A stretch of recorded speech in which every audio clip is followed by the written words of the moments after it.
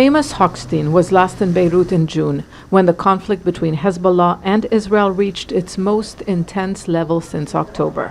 The U.S. envoy returns to an even more dangerous phase as Hezbollah's promised retaliation against the killing of a top military figure 2 weeks ago threatens wider confrontations. He met the armed group's ally, Speaker of Parliament Nabih Berri. And while he seemed optimistic, the U.S. envoy is aware Hezbollah won't halt fire without an end to the war on Gaza. Speaker Berri and I also talked about the framework agreement that's on the table for a Gaza ceasefire, and he and I agreed there is no more time to waste.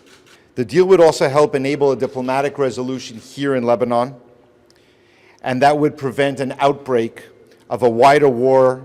The recent assassinations of Hezbollah commander Fuad Shukr in Beirut and Hamas's political head Ismail Haniyeh in Tehran have raised concerns of an all-out regional war.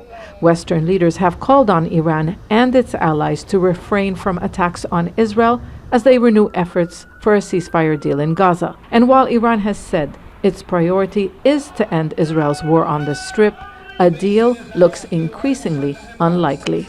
Israel escalated the conflict by killing Hezbollah's commander. No one believes Israel wants to end the war on Gaza. The real fear is that Israel wants to escalate further. Lebanon's government isn't a party to the conflict, but says there is concern diplomatic efforts to de-escalate tensions, prevent a war, and stop Israel's attacks will face tough problems.